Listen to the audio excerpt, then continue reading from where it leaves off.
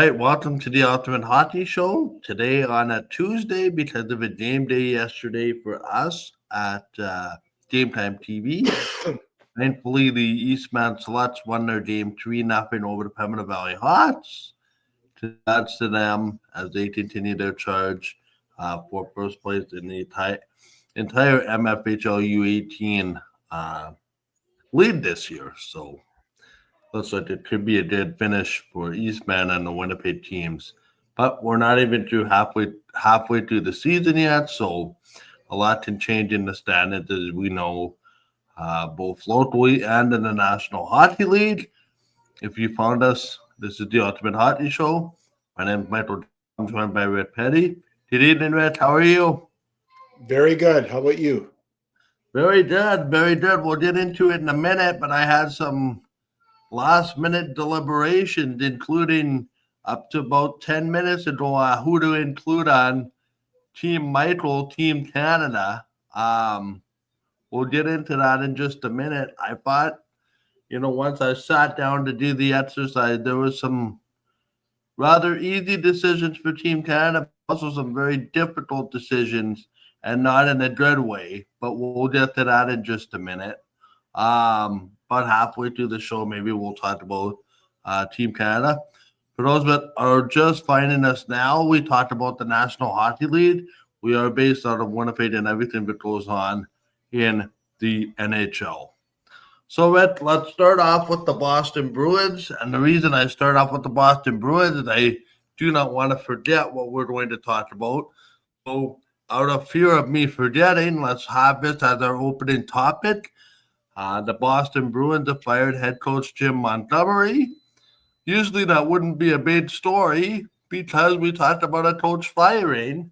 And by the next show, typically he remains unemployed. Well, last night or yesterday morning, we wake up to news that he had been hired in St. Louis on Sunday to replace the coach there. At least general manager Doug Armstrong and soon-to-be general manager Alex Steen were quite forthcoming and basically said if it wasn't Jim Montgomery, this wouldn't be happening. First off, your thoughts on the move for the Bruins, then your thoughts for the move on the part of the St. Louis Blues, both involving Jim Montgomery. The irony behind it, Montgomery also a finalist in Winnipeg for the Jets job, which ultimately went to Rick Bowness, maybe out of necessity. That being said, where do you want to start on this topic? Well, why don't we talk about the firing first, and then we'll talk about the hiring.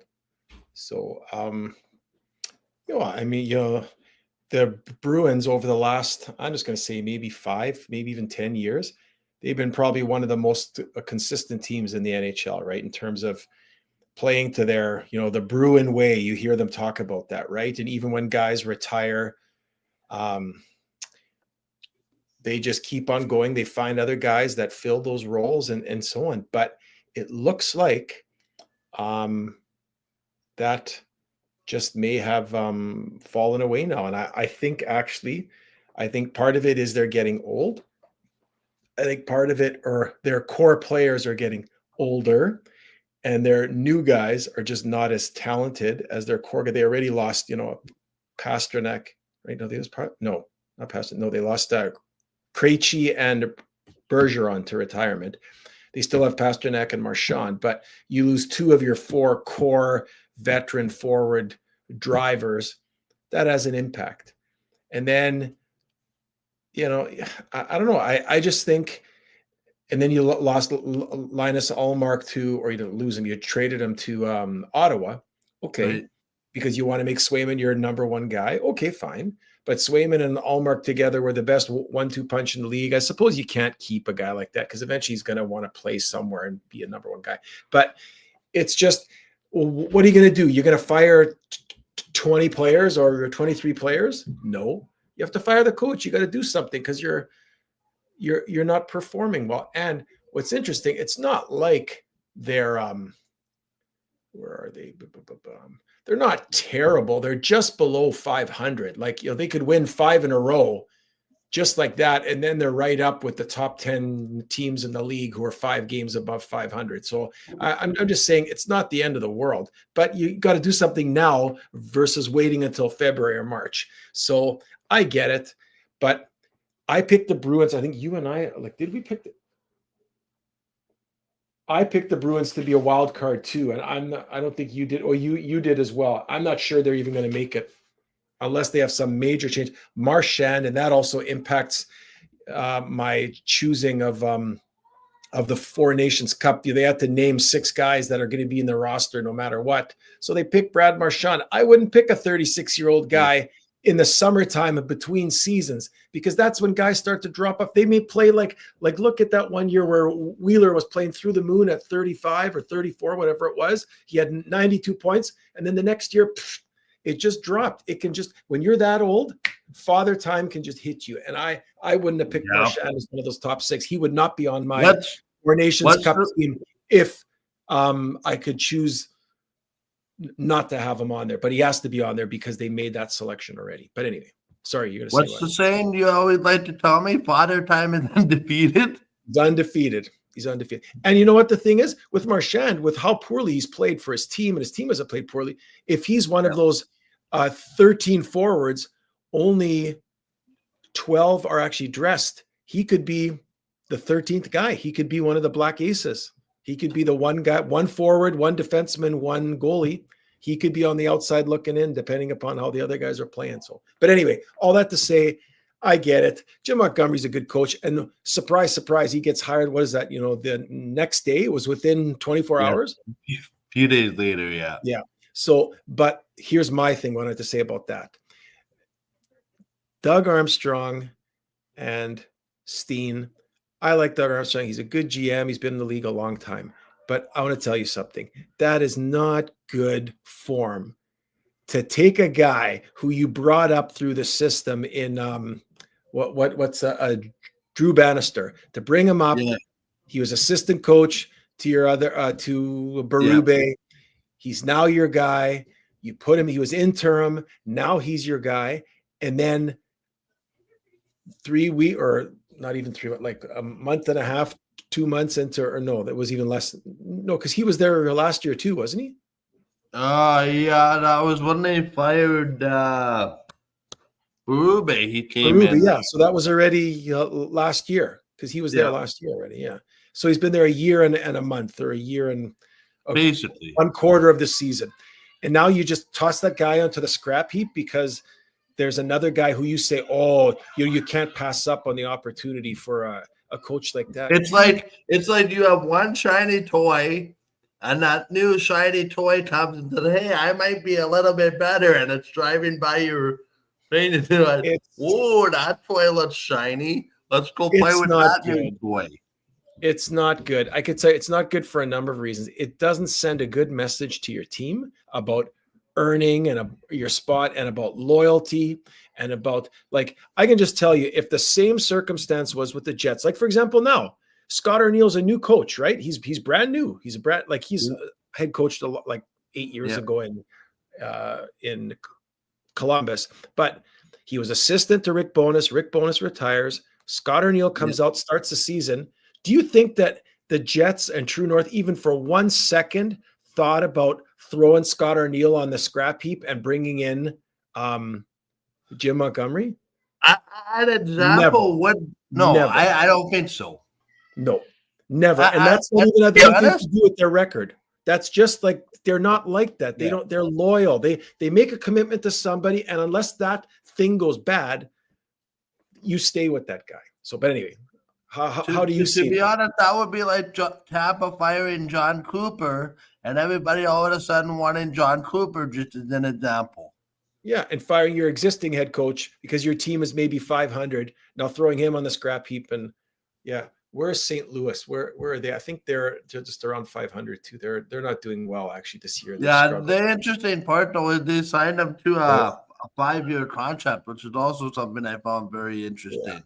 Well, actually they're 4 games below 500. They're 5th from the bottom in in the league standings right now. But anyway. So anyway, you can slice it the way you want it. Just my opinion here on the Bruins thing.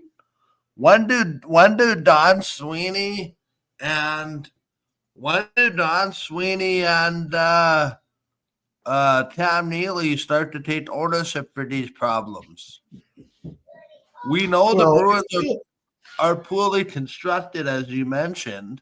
When it comes to how they're built, I mean, you take any top two forwards out of the lineup. You take any two forwards out of the lineup that are a Brad Marchand's variety.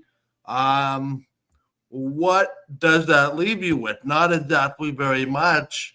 When you're talking about, like, I just don't know, when you lose what you've lost when it comes to the Bruins, how you expect to be any better than what you are.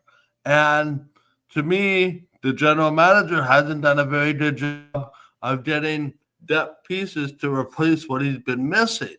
So, how many more coaches are you going to allow this management group to just fire and replace and rehire? And last I checked, they were on a historic run 2 years ago.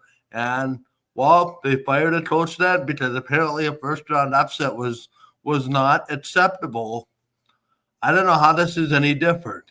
And yeah. eventually, Cam Neely and Don Sweeney have to take accountability to say that this team is poorly constructed. The team can only work with what they've been given, and that's not necessarily Montgomery's fault, because Yeah. last I checked, the coach works with the pieces that he's been given. And quite honestly, a lot of those pieces in Boston have long past their prime, and unfortunately, he's the scapegoat for a problem that isn't necessarily of his making.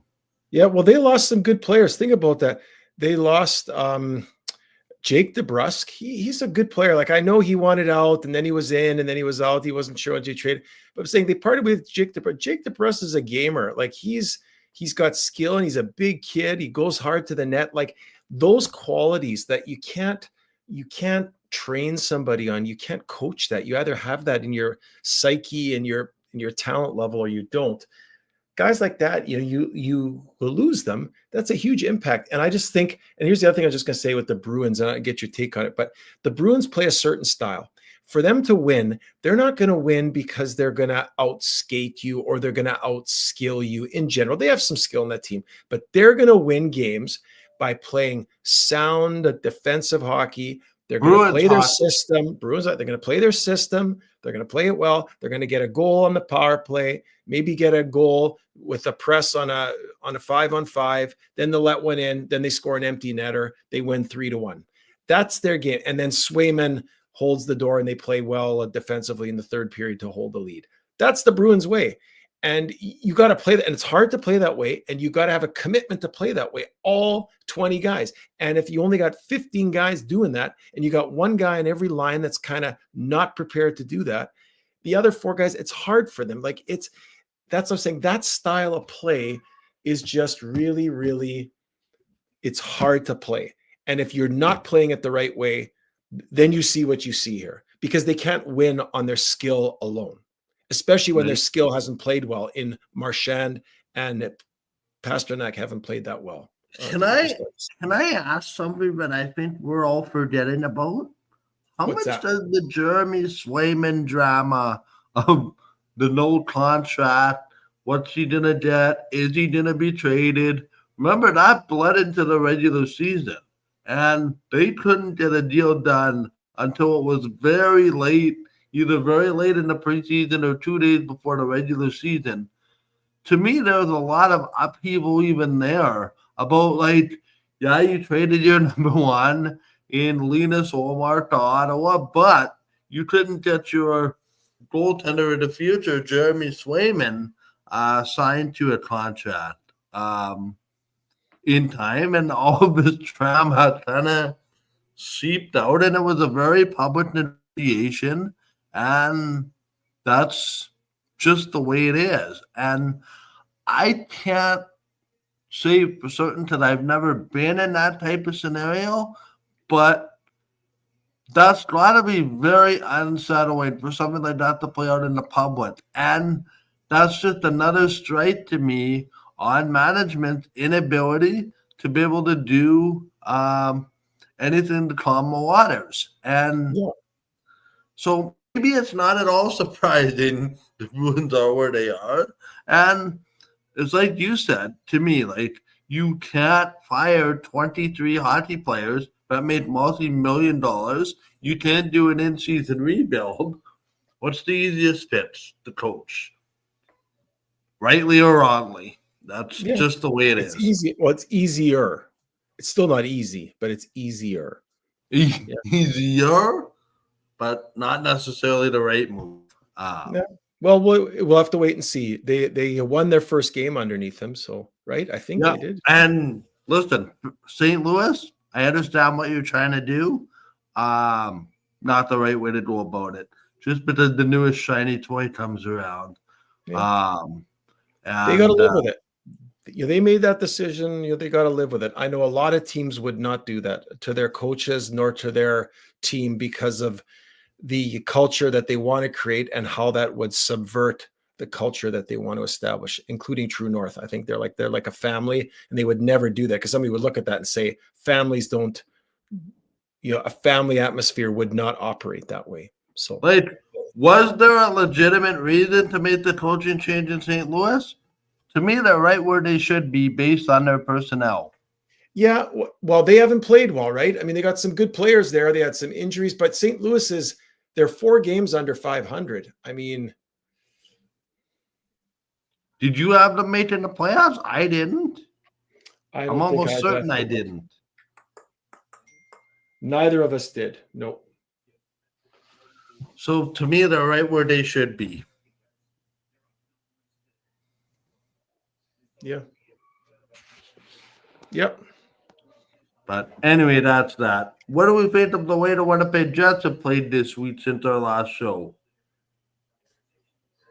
Sorry, one more time. Sorry, I just gotta. What did you think about the way the Winnipeg Jets played this week? Well, I think you said they would go 2-2. I said they would go 2-1-1. We were both wrong, but we were probably happy to be wrong because they did better than what we each thought they would do. So they ended up going 3-1. That was a interesting sled there. They had Florida at home after losing to Florida 5-0 on the road on the Saturday. They had Florida at home, and then on the road at Pittsburgh, at Nashville, and at Minnesota. And they went 3-1. And well, let's just take one game at a time here. Yep. That was impressive. I mean, I know this, cliche is used all the time, statement game, or, how the Jets respond after having it handed to them in. They literally, for lack of a better term, had their faces kicked in Florida on the Saturday. Yeah. But you know what? End of a road trip. They're tired. They've played a ton of games. So I can see it happens. But then they have an extra day rest. They come home. And wow, did they play well against Florida at home? But again, it's that style that Florida plays. When Florida plays that heavy playoff style like they did at home against the Jets, hard to play against. Jets couldn't get any offense, but were the Jets tired? Did the Jets not just they looked beat down? But now you come home, you have an extra day rest. Now Florida says, do we want to pull out that? I mean, it's easier to play that way at home because you get the fans behind you and that gets your adrenaline going. But on the road, that's a hard gig to play. Maybe they come into Winnipeg, whatever. It's one game on the road. And they played okay, Florida, but they didn't play anywhere near as well as they played at home. And the Jets took advantage of it. I was at the game on Tuesday. Yeah, that was not your prototypical sleepy Tuesday hockey game, Red. The crowd was into it right from the start. Yep. And it was interesting because I thought the first 10, 12, 15 minutes of that game was going to be a continuation of the Saturday game. Quite honestly, kind of much the same as last night's game, which we'll get to in just a minute. But I felt like once the Jets got up 2-0, it was a completely different game, both in the building and the way the Jets played. And excuse me, the way Florida likes to play, they're never out of any hockey game. And I think that was the genuine consensus I know amongst people that I was sitting with at the game was like, okay, it's 2-0. Florida's going to push back. They need to have a response. And how that's going to go, after that, we'll say a lot about this team. And Florida did not go away. In fact, they got it to 4-3 on the power play. But can we just talk about that tripping penalty, which led to the 4-3 goal? Like, come on, it's right in front of me. And yeah, that's all I'm going to say. Because it still annoys me over a week later still. Was that the one where the stick never even touched him? Yeah. It just looked close, and so they called it? And then so he trips him up. Florida scores on the power play. They make it 4-3. And then Morgan Barron gets the 2 pool shots off the boards, short-handed into the net. To me, Jets full marks for response. That led to their road trip opening up in Pittsburgh. Pittsburgh is not a good team. I've said it. I say it almost every week. They are not a good team. They're not a good team, and they showed why they're not a good team. The Jets literally came in, pushed them around, made a mess, won a hockey game, and left. Yep. And it really, I mean, I remember that game as much as I enjoyed watching the Florida game, because that had a little bit more grit. There was more hitting and shoving after the whistles. And I think there's a little rivalry going on there between Florida and Winnipeg when you play the games right after each other, back to back. But anyway, against Pittsburgh, the ice was so tilted. Like I think I heard the next day, the Jets had puck possession was like 62% to 38%. Like it was ridiculous. They almost had the puck twice as much as Pittsburgh. And it looked like that because there were stretches where the Jets would, I mean, yes, they didn't get a goal, but they had the puck in the Penguin zone. It would circle cycle, maybe get a shot to whatever. It would get thrown out to the center ice. The Jets would come right back in, cycle it through, and Pittsburgh just could not get out of their zone and even put any sustained pressure on the Jets in their zone. It looked that way on TV, and that's exactly how it played out. It ended up being only 4-1, but still, good game. Then they go into Nashville the next. That score, though, to be honest with, was flattering on the part of the Penguins. 4-1? Maybe. I don't know. 4-1 is still, if you only score one goal. Without Tristan Jarry, that could have been 6 or 7-1. But sure. Anyway. And then they go into Nashville. And they're tired. They just did not look like the same team. And it's what happens. You play back to back. You got to travel. It's not even that you're in the same time zone. You move a time zone. You fly 3 hours or 2.5 hours. You don't get into bed until 1 o'clock in the morning or whatever, 1:30. It's hard. People say, "Oh, back to back." It's not the same going Minnesota to Winnipeg as it is going Pittsburgh on the East Coast all the way to Nashville, which is in the middle of the country. Like that. That's a long flight, whatever that is. And then doing it and playing the next day. And it is what it is. You know what? Everybody's got to go through it. Everybody's got to go back to back. I think the Jets have to do more traveling than the average Bear, but they've got a charter jet and the guys can sleep in the plane and they can get foot rubs from the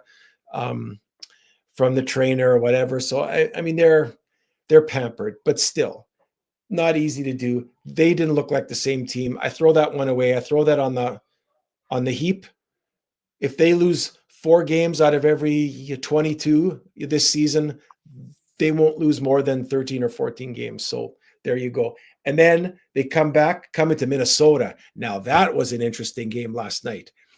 The Jets, every time we always talk about this because they play a lot of times in Minnesota on the Thanksgiving American weekend. Yep. Now that's a few days ahead of time, and they get it handed to them. I just remember the last 10 years, they would go in on Thanksgiving Day or the next day, and whether they were with family because they had so many Minnesota players that play for them and they just weren't focused. Oh, they looked terrible.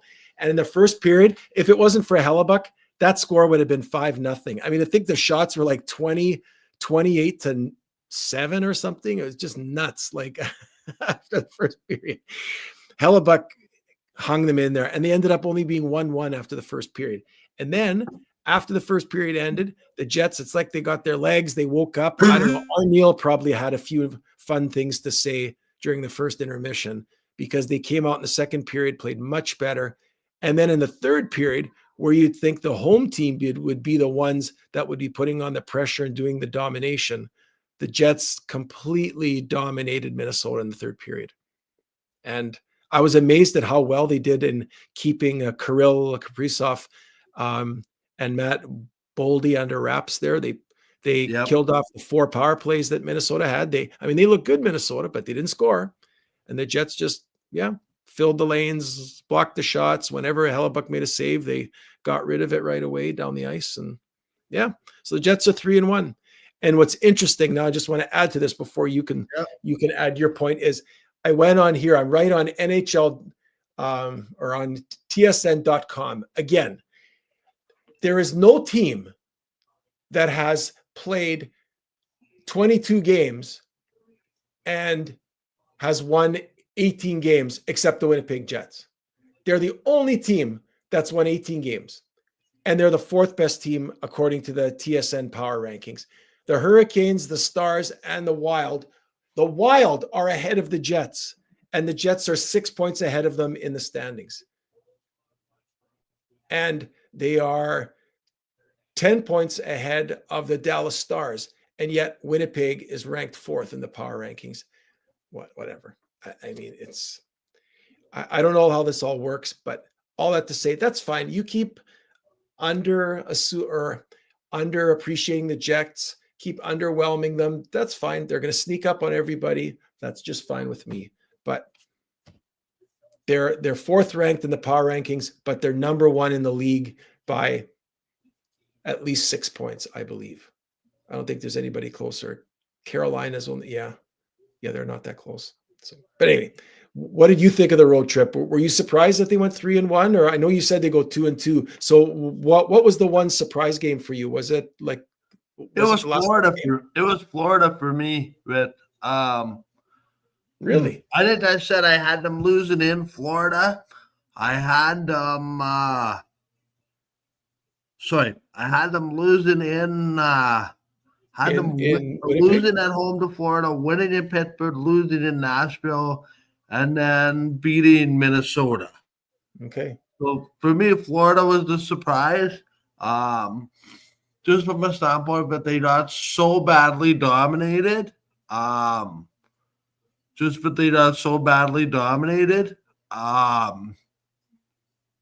all of a sudden,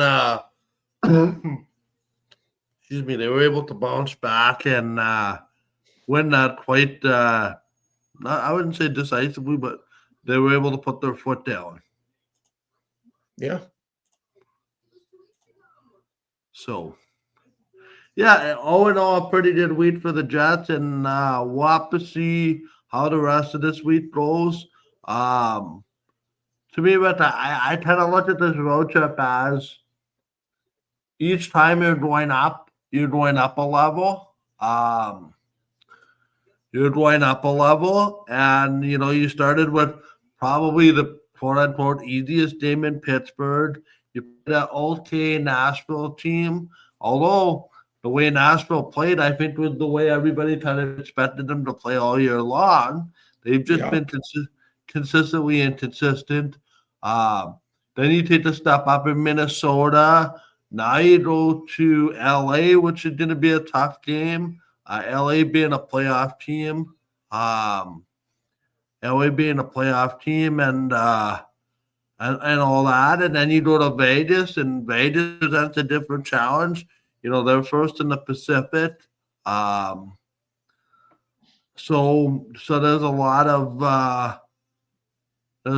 of interesting, unique challenges, and never mind, going east to west to central to east to west again, right?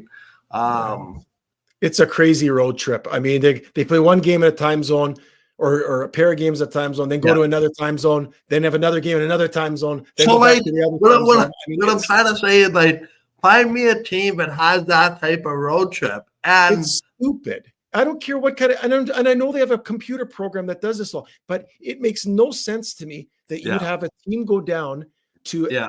California and not play San Jose, Anaheim, LA, and then Vegas and make that a 4-game road. Every team going west and maybe up to Vancouver and Seattle, make it a 6-game road trip. It's all West Coast, all along. You can do that for every team that goes out west. But you have these young yo-yos, LA and Vegas, then come back and then play in Nashville, then go to Colorado, then go to Pittsburgh, then come back to Winnipeg, then Minnesota, then back to Winnipeg. Like it's nuts. Like there's no logic to it. But anyway, I'm not in charge of it. I'm sure they have people that try to make it fair. Apparently, what they say is that there's a program that looks at all the travel, all the time zones, the back-to-backs, and tries to make it, they sort of have a weighing and a ranking system that the program weighs it all out to make it as even as possible for teams relative to travel and to zones, everything. I mean, by default, though, as you know, any team in the Eastern Conference is going to travel less than teams in the Western Conference because the Eastern Conference teams are all closer together and for the most part are all in the same zone, right? All in the same time zone. So by default, teams in the East will travel. They will be in the plane less throughout the course of an I mean, 82-game even schedule. listen, if you're the Rangers, but if you're the Rangers, you're just as an example, if you're the Rangers, your travel is cut significantly. Granted, you have longer road trips out to the west, but when you go to play the Islanders, when you go to play the Devils, when you go to play Washington, when you go to play New Jersey, like you go there, you can literally come back and be home at a decent time. Yep. Pittsburgh, even to Philadelphia or to Washington or somewhere, right? Like you're talking about like central. I was speaking to somebody that is familiar with the Winnipeg Jets sort of line of thinking. Well, again, they didn't want to speak for the organization because in their mind that would be speaking out of term, obviously. But they explained to me that the Winnipeg Jets are kind of in a unique position of being in the center of the country where they can pretty much go anywhere. But at the end of the day, admitted to me that this road trip would be a pretty good challenge. I was listening to a lot of prognosticators about this 6-game road trip, and they said you would be doing cartwheels. Now, not quite that line of wording, but you would be over the moon happy if you came out of that trip 3-3, just given everything that is going on.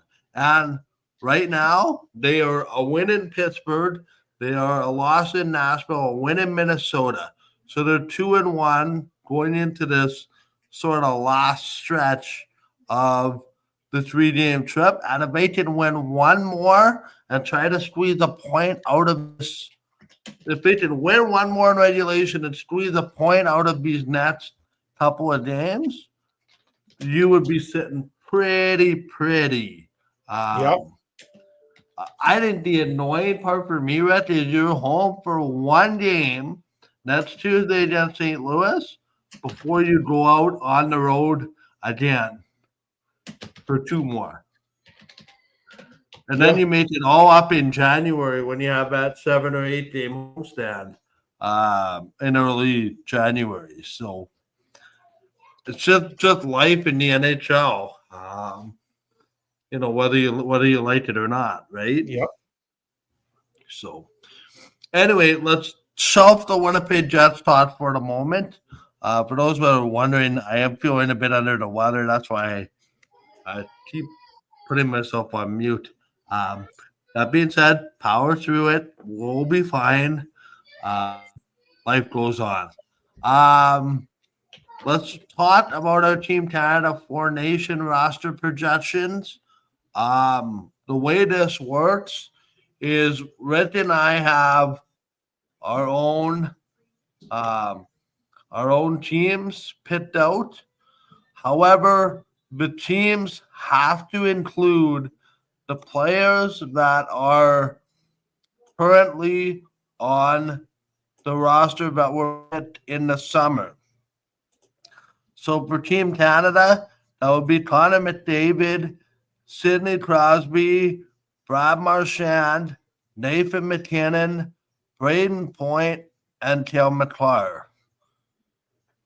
So with that being said, all of those players have to be on the team, and the best way to do this is we pit 4 lines of 3, so 12 forwards, 60 and 2 goaltenders. So, but I don't know, did you pit 13, 7, and 3?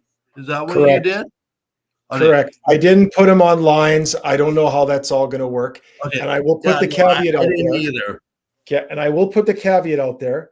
I have no problem with Braden Point, Connor McDavid, Nathan McKinnon, Sidney Crosby, although Sidney hasn't played great, but it's because he has nobody good to play with. He plays with a couple, be careful, Rick, be careful. He plays with a couple of guys that are not up to his talent level in Pittsburgh. If you put him on a line with McKinnon and Marchand or McKinnon and Point, it's a completely different ball game for Sidney Crosby. So I have no problem with that. I have no problem with Cale Makar being the number 1 defenseman.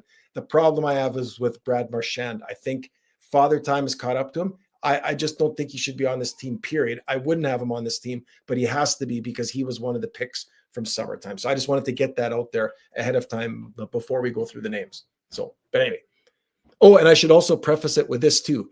I don't know how you did it. I tried to do it not so much guys. I didn't take guys off my list or say I'm not going to consider that guy because his team is not playing well.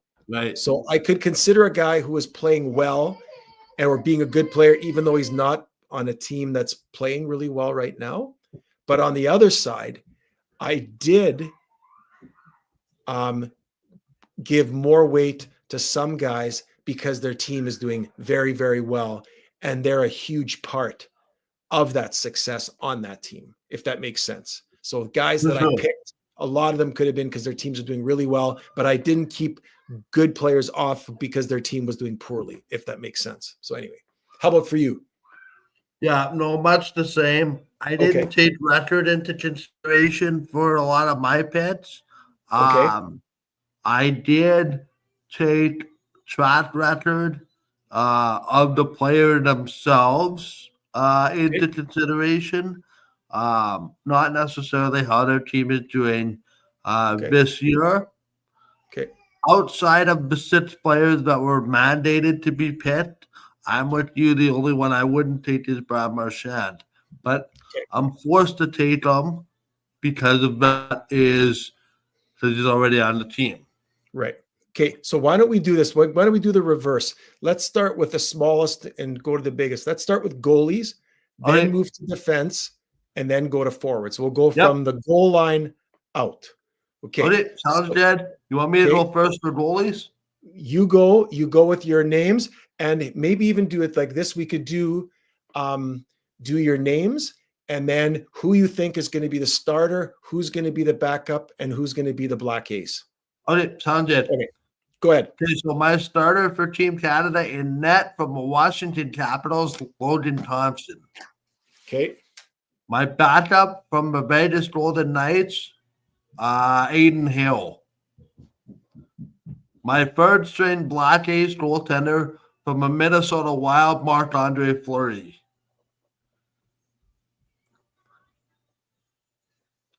Thoughts? I like it. So why do you pick Thompson over Hill? As my starter? Yeah. I just think he's got the higher upside, been the more consistent goaltender this year. Just on my bubble as well, I had Sam Martin-Bull. I had sorry, give me 1 second. On my bubble, I also had So I'm just looking at the document that I used to do this on. On the bubble, I have Martin-Bull. I had probably Skinner. Skinner was on the Skinner. I had Cam Talbot on the outside looking in, and Jordan Bennington was the big one. Okay. I actually had him on my team up until 2 weeks ago. Okay. How about you? Similar, but not quite. So, Oh, and by the way, just before you continue, I did a Marc-Andre Fleury just based on experience. I went back to look at Team Canada goaltending the last time. Boy, has it changed. It was Terry Price, Roberto Alonso, and Marc-Andre Fleury. We're far removed from those days. yeah. I mean, it's been a long time, right? It's been 8 years, 10 years, or whatever it's been. Yeah. Yeah. So, but anyway, okay, I'm similar, but not the same, and I'll give you the rationale. So here's where I'm gonna see. I told you I want your starter, your backup, and then your black ace, and me. Then I say that to you, and then I say I'm not going to do that. I'm going to do something different because it's my show, like it's your show, and I can change it up anytime I want to. Right? So that's what I'm going to do. So anyway, I'm not sure about which one. Today I woke up and I said Logan Thompson. Yesterday I woke up and I said Adin Hill. The day before was Logan Thompson. 3 days earlier was Adin Hill. So it's Hill, Thompson, Hill, Thompson. So you know what? They might be 1A and 1B in my mind, and that could be in the coach's mind too. They both are good for, and they're both solid picks for separate reasons. I love Adin Hill. He won a Stanley Cup. He was there in high tense situations with the Knights. When they won the cup, he was their guy. So that's the upside for Adin Hill. He hasn't had a great year. He's had a good year because, I mean, the Knights are right up there. They're in first place in their conference or, in their division. Yeah. So they're playing well, and he's a huge part of that. So you got to give him kudos for that. But Logan Thompson, he doesn't have the pedigree, he hasn't had but this is his first time being, I think, a full-time starter, right? In Washington. He's a number one dude. And Washington is a very good team. They have flown under the radar. Nobody expected them to be having the success that they've had this year. And he is a huge part of that. I mean, he has played fantastic. I mean, I haven't watched every game. I watch highlights here and there but Logan Thompson's a huge part of it. So for me, they're 1A and 1B. And my third stringer, my black ace for me, even though I really like Marc-Andre Fleury, he's had his time. I like Jordan Binnington. That's my guy. So, but Rick, I think this speaks to a greater concern, I think, about what is going to be under the microscope the most for Team Canada is their goaltending. Because the last time we had a best on best, I don't think there was any dispute. It was Terry Price on Monday, Terry Price on Sunday as to who is going to be the starter. Right. So you're saying, sorry, I had to re-click something here on my computer there. That's fine. Something got disconnected. So you're saying the fact that there's this debate, like you and me, it's Hill, Thompson, Binnington. I mean, you could argue Skinner. He took Oilers to the Stanley Cup Finals.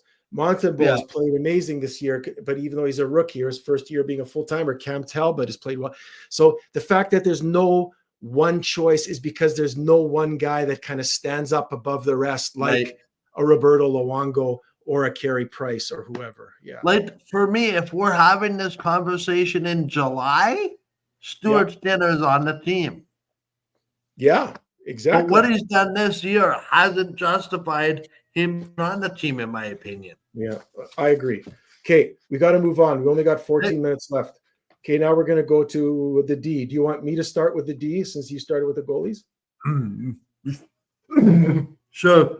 Okay, so we go with Cale Makar. That's a no-brainer. I think everybody in Canada who follows hockey would say Cale Makar is the number one defenseman on Team Canada, just because he's the number one. You could argue he's the best defenseman in the league on a consistent basis when he's healthy. So that's a no-brainer.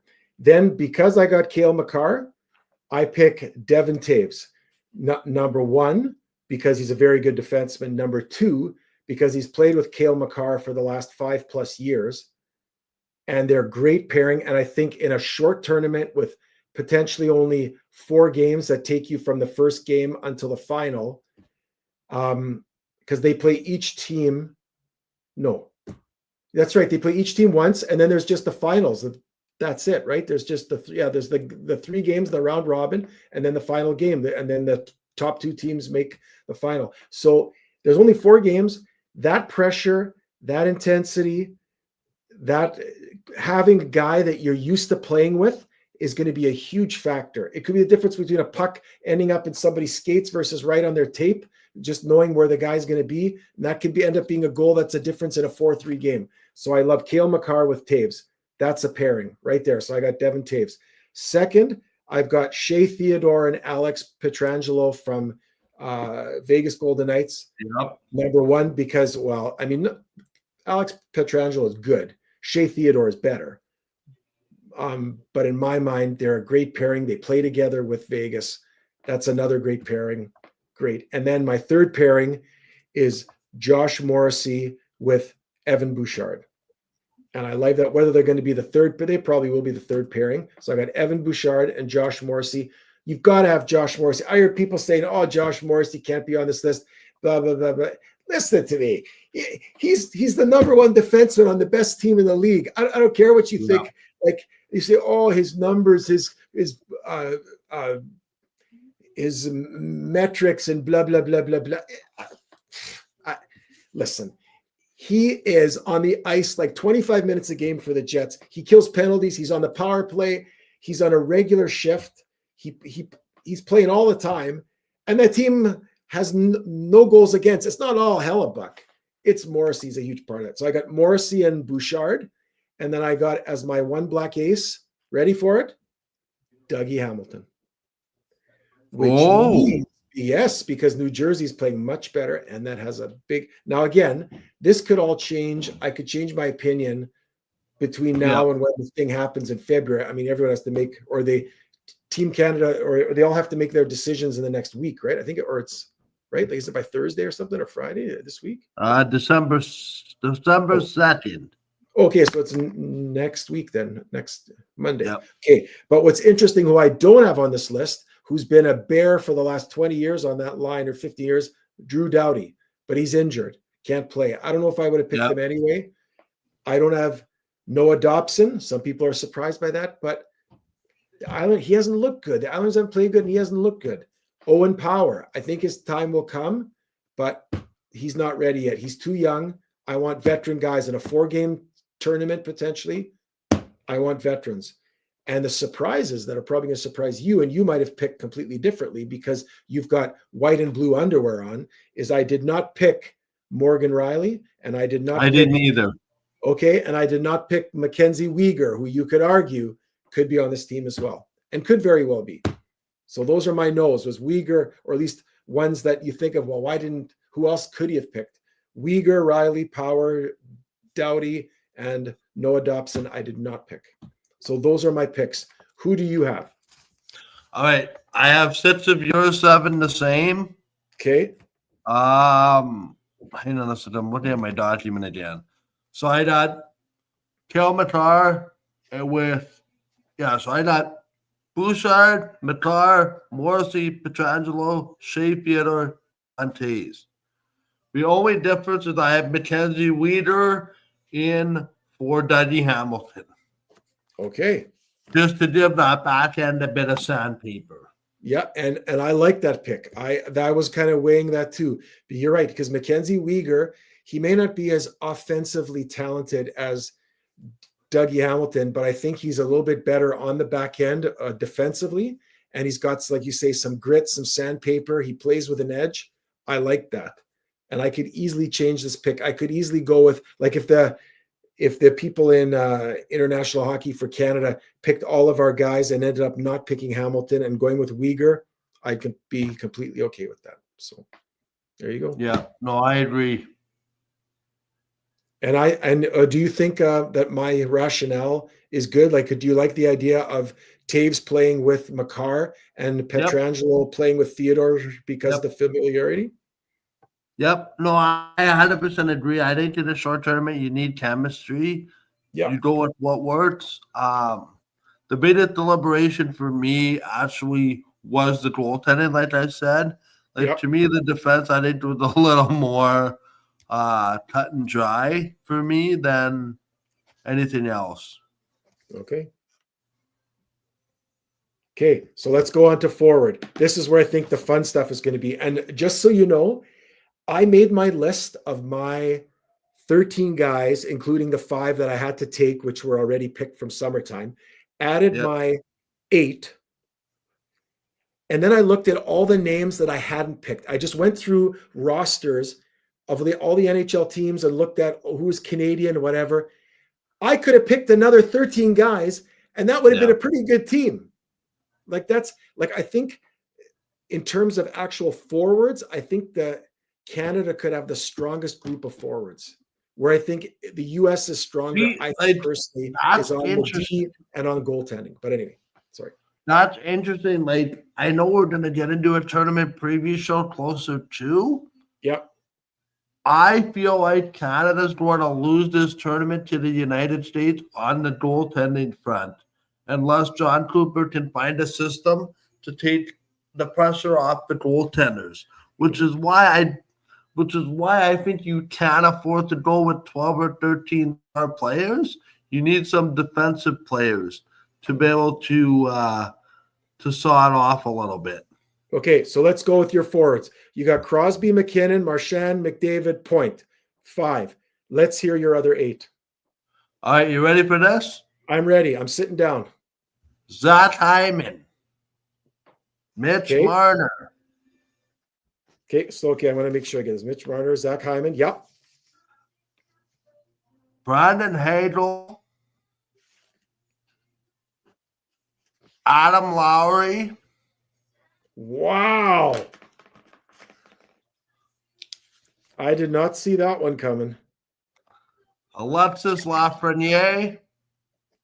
Alexis Lafreniere, okay. Oh, Mark Scheifele. And Mark Stone. Is that 13? Okay. You got 1, 2, 3, 4. No, that's only 7. We need one more. So it's 7? You need one more. That's only 12. But do you have a list or you're just picking names off of a list? I hope you have a pre-made list. Sorry, and then 13th, I didn't see it here. It's actually going to be Connor Bedard. Wow.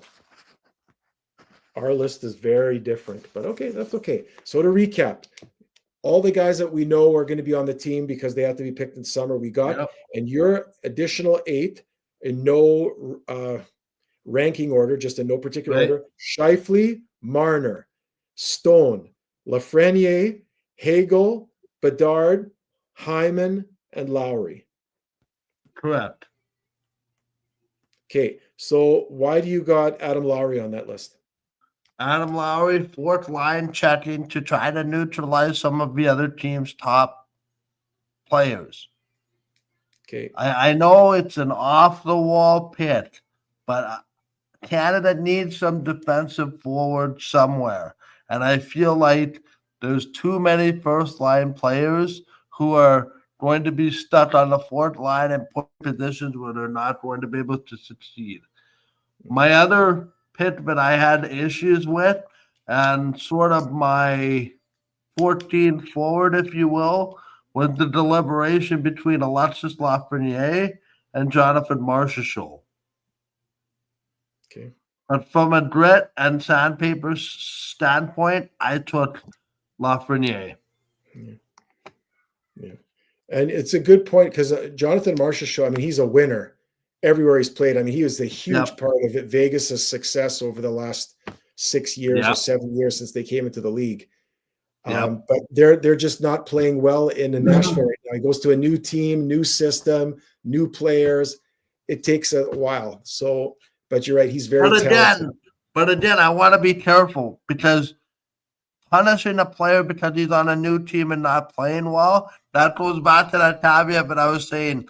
I picked the player for being the player, not necessarily how his team is playing. Okay.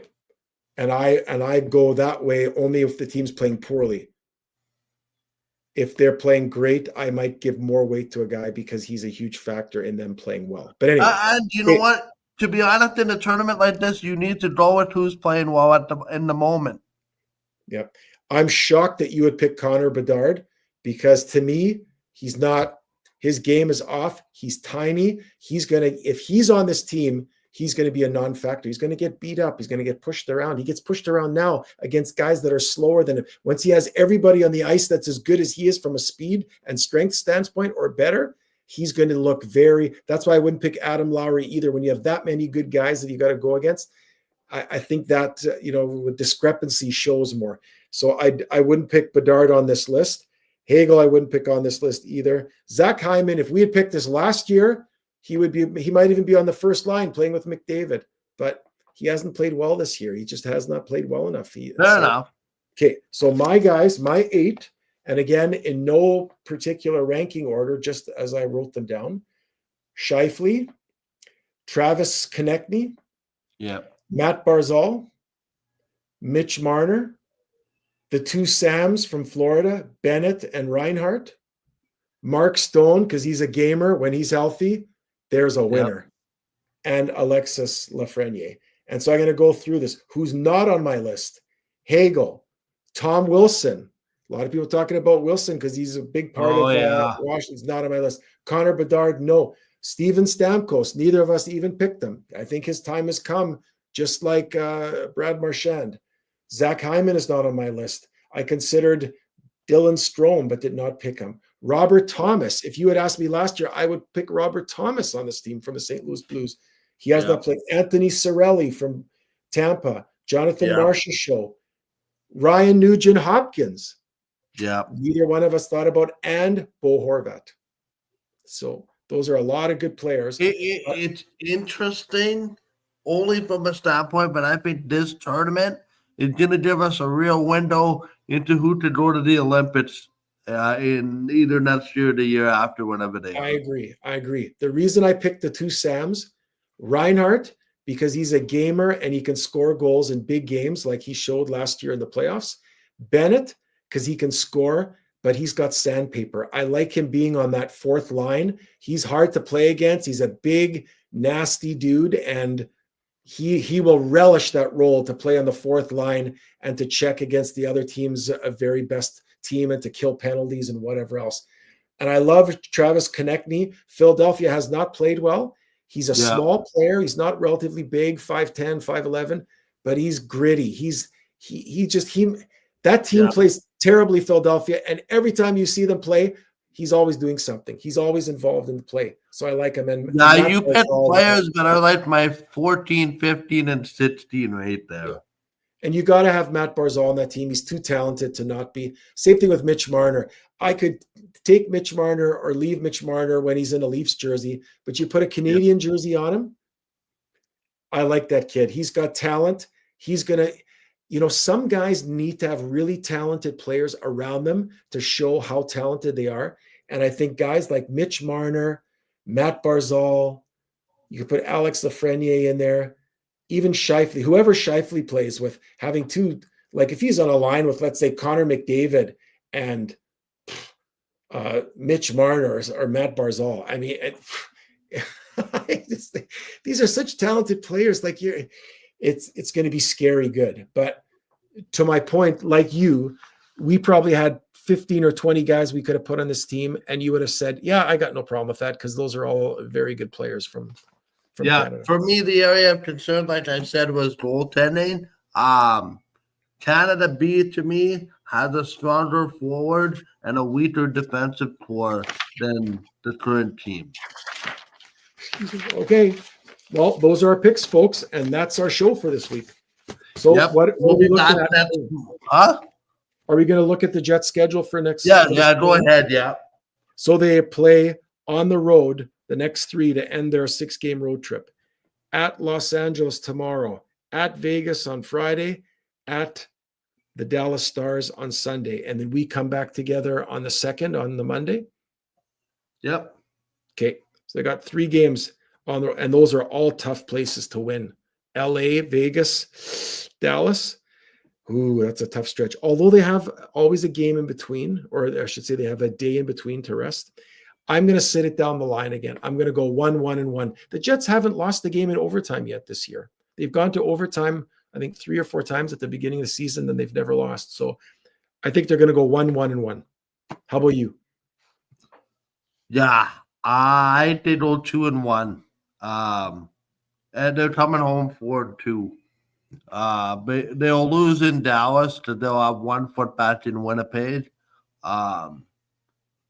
But they will beat the team are playing tomorrow in the LA Kings. They'll also beat the Vegas Golden Knights, but they'll lose to Dallas. Okay. Really quickly, Rich, we didn't get a chance to touch on this. The keynote for the Jets this week, they lost Dylan Samberg to a broken foot in the Nashville game. Yeah. Big loss? Yes. I know we've talked about it, but in my mind, Samberg may be the biggest upswing or like the player. I'm not surprised because I knew he was a good player, but he's the player I think that has elevated his game the most year over year to have the largest impact on the team. I would say Ehlers has done that to some degree. Connor has done that to a large degree. Neil Pionk has done that to a pretty good degree. Some other players, they've ramped up a little bit. Yeah. Cole Perfetti at times, but to me, the guy that has just ramped his game up to the next level is Samberg. And he kills penalties. Listen, I think he's brought the best out of Neil Pionk. Well, that too. I mean, yeah, and they're friends. They train together in the off season. They're from the same area of Minnesota, I believe. So all those reasons. But to me, he's going to be a huge loss, killing penalties, playing that second pairing. I mean, they had Hayden Fleury playing with Pionk yesterday, and then had Heinola playing with Miller. It seemed okay. I mean, Minnesota's a pretty good team, but let's see how it goes now playing against Vegas, against LA, and against what's the third game? And against the Stars. Those will be real interesting tests. But anyway, it'll hurt the Jets. But if it's a broken foot, excuse me, it's probably 5 to 6 weeks. So we won't see him until after the Christmas break. We'll probably see him in the new year. Yeah. All right. Yeah, we'll take the break and we'll be back next Monday. By the way, big news. Stay tuned at the end of next Monday for a sneak peek at my chat with former NFL tight end and Seattle Seahawks, Luke Wilson. I know it's got nothing to do with the Ultimate Hockey Show, but I want to give viewers a little bit of insight into what's going to be about a 35-minute chat with Luke Wilson, which will come to air sometime next week. All right. I will have just sat down with Luke by the time our show gets on the air next Monday. But look forward to seeing at least a one or so minute teaser from that interview, which will air probably in the middle of the week next week. If I can get that turned around as fast as I want to. But yeah, for sure. So it's been a good week for the Jets, good week for the show. Good debate on Team Canada, Rick. We'll have to have a discussion after next week. So I think it's the week after where we'll be able to talk about the actual Team Canada picks for them as well. Right on. So for Rick Petty, Michael Dell saying have a great week. Hopefully I shake whatever this is off by then. And we'll see you next weekend or next week. Bye for now.